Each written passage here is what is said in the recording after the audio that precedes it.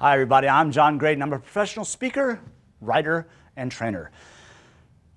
How do you write a biography? Is there somebody that's really compelling that interests you enough that you want to actually take the time to write their story? There's certainly plenty of people out there.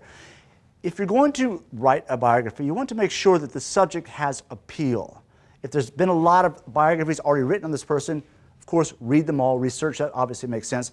But what are you going to bring to the table that's going to be a little bit different? How are you going to be able to present this to an agent or to a publisher that's going to show there's something different here? What's the whole point of this person's life? What lessons can be learned? What inspiration or mistakes can we learn from that this person's unique life presents to us? What's your theme? Is it going to be a chronological I'm a speaker. Chronological time frame? In other words, you're going to take it from his childhood or her childhood all the way up to the present?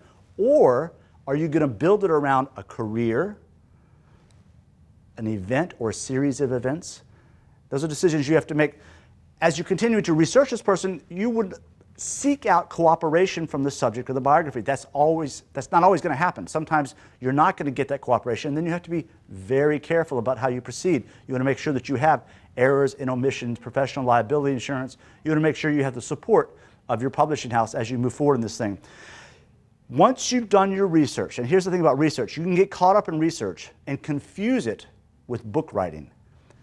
It's very easy, especially in today's internet world, to get caught up in analysis paralysis. You've got to put a deadline to your research, make a list of the people you want to interview, get those interviews done, know why you're doing the interviews, and then sit down and begin to write. I suggest you write the back cover of the book first. I like to write the back cover because when people go in the bookstore and they pull it off the shelf, they turn it over, they typically read the back cover.